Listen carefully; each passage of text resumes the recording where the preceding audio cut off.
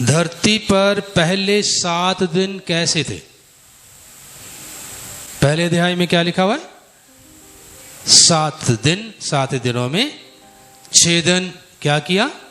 सृष्टि बनाई और 7वें दिन विश्राम किया। धरती पर ये पहले 7 दिन कैसे थे और हर एक दिन कितने समय का था? जबकि उस समय मनुष्य की रचना भी नहीं हुई थी। मनुष्य की रचना तो 6वें दिन हुई। तो फिर पहले 5 दिन इस धरती के ऊपर कौन उपस्थित था, कौन रहता था? और आरंभ में तो ना सूरज था, ना चांद था, ना तारे थे। हम पढ़ते हैं कि चौथे दिन सूरज बनाया गया। फिर वहां पे लिखा हुआ है कि तब दिन हो गया, फिर सांझ हो गई, फिर रात हो गई। सूरज चांद सितारे थे ही नहीं। किस तरह से ये सांझ होती थी, किस तरह से रात होती थी और किस तरह से ये दिन होता था? ये सारे सवाल पवित्र शास्त्र बाइबल के पहले अध्याय के साथ संबंधित हैं। बहुत से लोग बाइबल के इस पहले अध्याय को ही अच्छे से समझ नहीं पाए हैं। ऐसी दशा में आगे बढ़ना और विश्वास में मजबूत होना बहुत ही मुश्किल हो जाता है। यदि हम पहला अध्याय नहीं समझ पाए तो बाइबल के आगे अध्यायों को कैसे समझेंगे? सो आइए पवित्र आत्मा की अगुवाई में इन 7 दिनों का रहस्य आज हम समझेंगे। वचन में लिखा हुआ है, धरती सुनसान और बेडौल थी और गहरे जल में डूबी हुई थी और घोर अंधकार था। तब पिता परमेश्वर आए और कहा उजियाला हो, और उजियाला हो गया। ये पहला दिन था। जहां पिता परमेश्वर उपस्थित होते हैं वहां उजियाला हो जाता है, वहां दिन हो जाता है, क्योंकि वह अगम्य ज्योति है। परमेश्वर क्या है? अगम्य ज्योति है। पहला यूहन्ना 1 अध्याय उसके 5 वचन में लिखा है, परमेश्वर ज्योति है। भजन संहिता 27 अध्याय उसके 1 वचन में हम पढ़ते हैं, परमेश्वर मेरी ज्योति है। यशाया की पुस्तक उसका 60 अध्याय उसके 19 वचन में लिखा है, यहोवा तेरा सदा का प्रकाश है। कब तक का? सदा का प्रकाश है। प्रकाशित वाक्य की पुस्तक 21 अध्याय उसके 23 वचन में लिखा हुआ है कि सारे स्वर्ग में परमेश्वर के तेज से उजियाला होता है, वहां सूरज की कोई जरूरत नहीं है।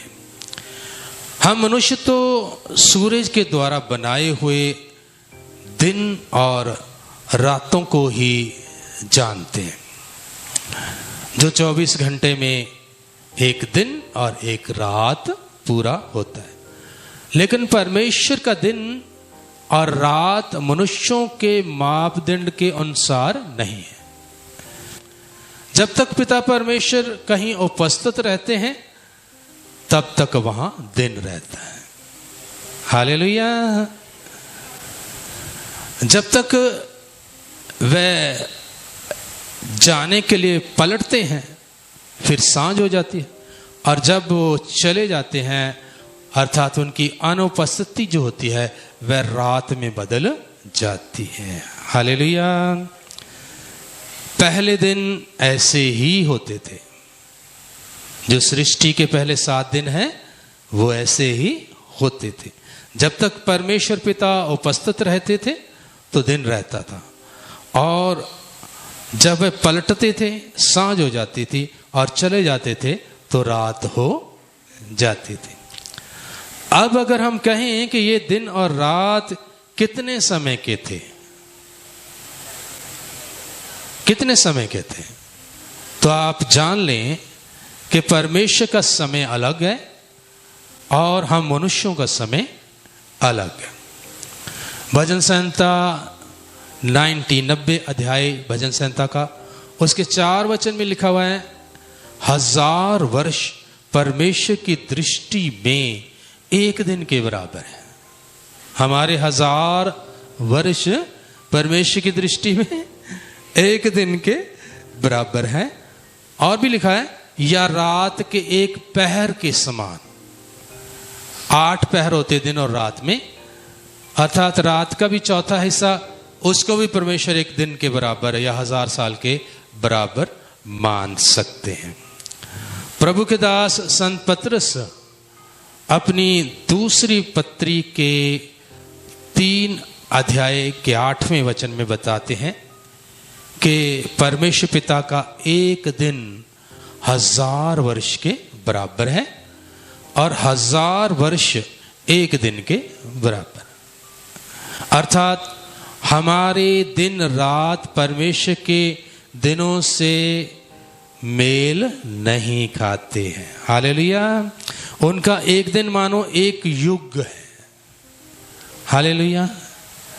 हम कहते हैं युग बीत गया।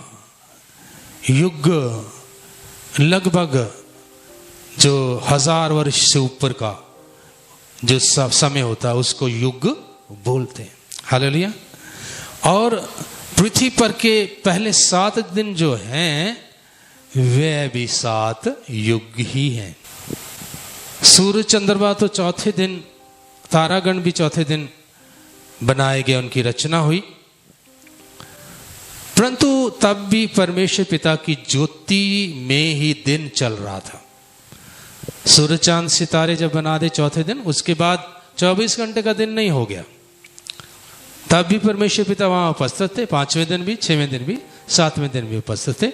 चौथे दिन जब उन्होंने सूरज चांद बनाए तब भी वो उपस्थित थे। इसका अर्थ क्या है कि जब सूरज चांद सितारे बनाए गए तब से इस धरती के ऊपर 24 घंटे का दिन शुरू नहीं हुआ, तब भी परमेश्वर का ही दिन चल रहा था।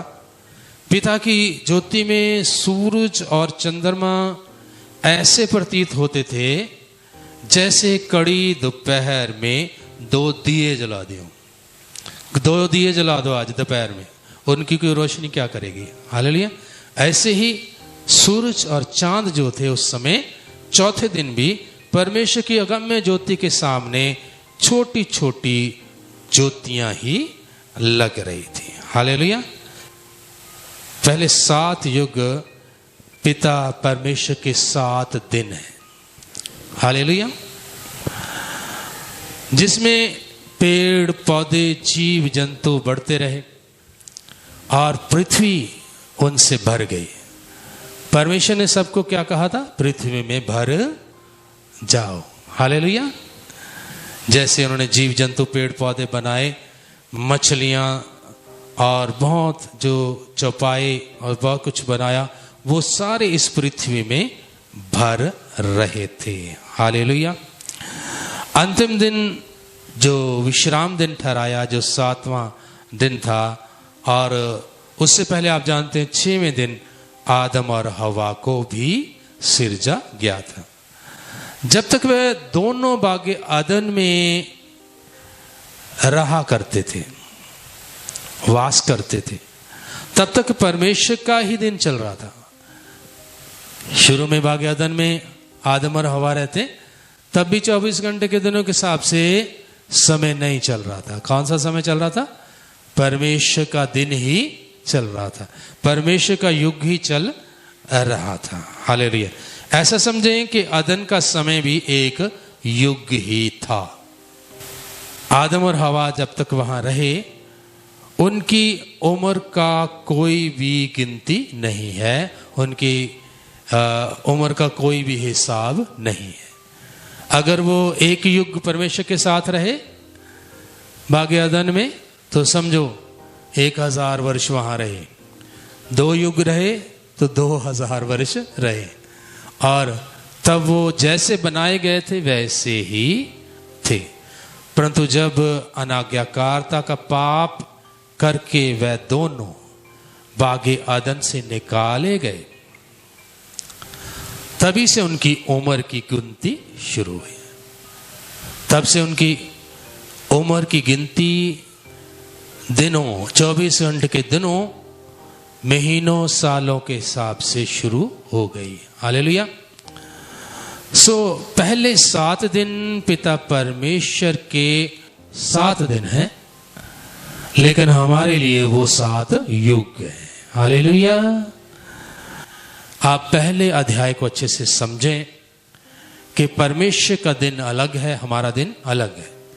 उसमें जो दिन बोले गए हैं वो हमारे 24 घंटे के दिन नहीं है, लेकिन परमेश्वर का समय है, अर्थात 1000 साल या 2000 साल या 10,000 साल, ये उन्हीं के युग है। जब तक परमेश्वर उपस्थित रहते थे तब तक दिन रहता था। हालेलुया। फिर वो पलटते थे, जाते थे, रात होती थी, फिर वापस आते थे और दिन हो जाता था। परमेश्वर आपको इन वचनों के द्वारा आशीष दे, आपके विश्वास को मजबूत करे। ऐसी गहरी सच्चाइयाँ हम समय समय के ऊपर आपको बताते रहेंगे। प्रभु आपको बहुत आशीष दे। हालेलुया।